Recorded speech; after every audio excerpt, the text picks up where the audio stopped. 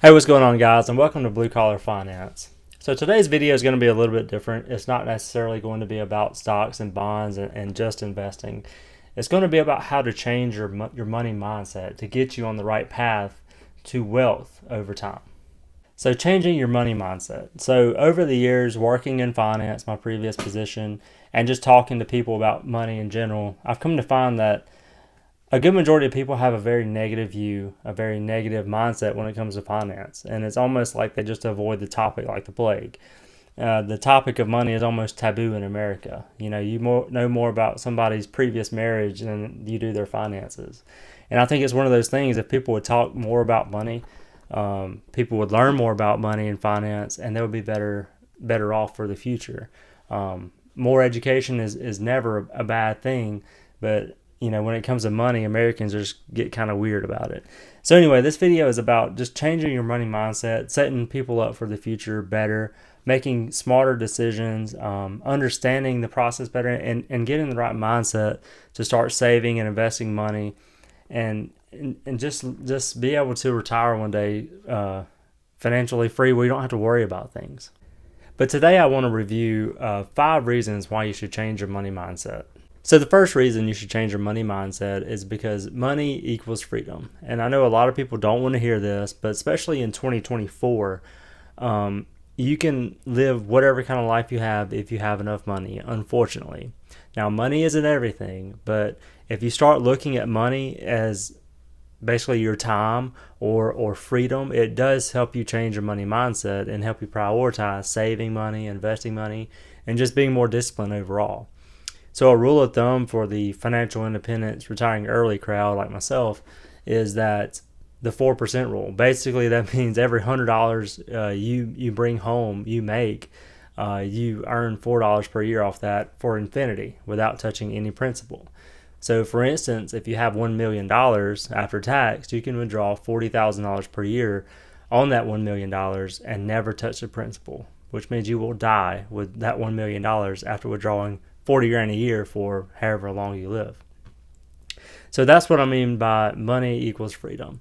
And also, if you think of it like this, if you have a bad job, if you're in a bad situation, a bad home life, maybe you just live in a rough area, and if you have enough money, you can get out of the rough area. You can quit the toxic job, the toxic work environment. You can pretty much change your life if you have some flexibility in your budget. And that's what I mean by money equals freedom. So the second reason you should change, or how to change your money mindset, is because managing money and being successful with money takes discipline, and a lot of it. This is one of the things that I struggle with, especially in my early 20s. I wanted that new car now. I wanted those clothes now. I wanted to go to dinner tonight and tomorrow and this and that. And you pretty much have to delay gratification when you're being good at when you're managing your money properly. You can't go buy that new car. You can't have those new shoes and all this and that today. You have to think about down the road. Being successful with money for most of us is all about compounding interest, and compounding interest takes time. You have to look down the road, 10, 20, 30 years, and put off those new purchases, have some discipline when it comes to your savings account, your savings rate, and just really put off buying new things and delaying that gratification. So the third reason why you should change your money mindset is because when you're good with money and you have some money, you have some flexibility in your budget, it takes so much stress off of your life. When I graduated college, I was pretty broke. I probably would have been homeless if it wasn't for my parents. It was just a rough economy. I wasn't the best interviewer in the world, and I was having trouble finding a decent job. To be completely honest, I was stressed. Once I got on my feet, once I started getting a decent income, had some savings, had an emergency fund especially, it took so much stress off my life, and I was able to enjoy life more. Now, was it hard getting a job and going to work, getting up early, going to work every day? Absolutely. But I would much rather have that. I would much rather be kind of sleepy and work a job that I'm not really crazy about than be stressed every time I go to the grocery store, because I've been in both places, and I can assure you I would much rather have my bills paid and miss a little sleep. So when we talk about changing your money mindset, people have to realize that investing is a must. You can't save your way to financial freedom. You can't save your way to wealth. There's just not enough hours in the week to work. You're only one person. You have to have your money working for you in the background. You have to have your money working for you when you sleep.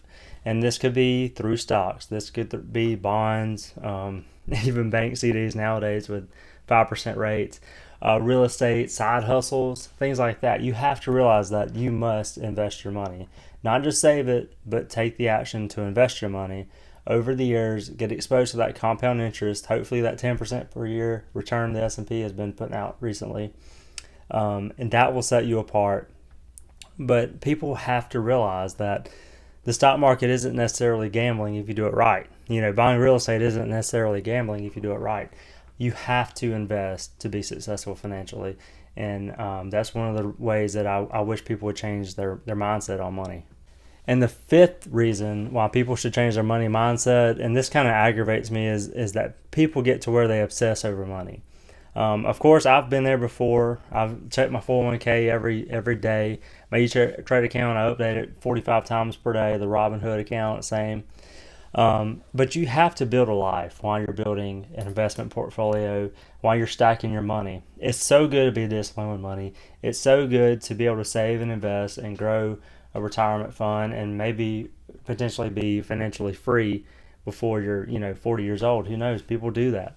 But you can't forget to build a life. You have to enjoy your wife, your spouse, your kids, your family. You have to have hobbies.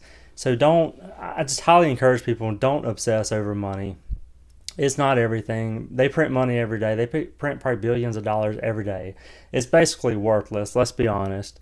It's just some crappy paper with some writing on it at the end of the day.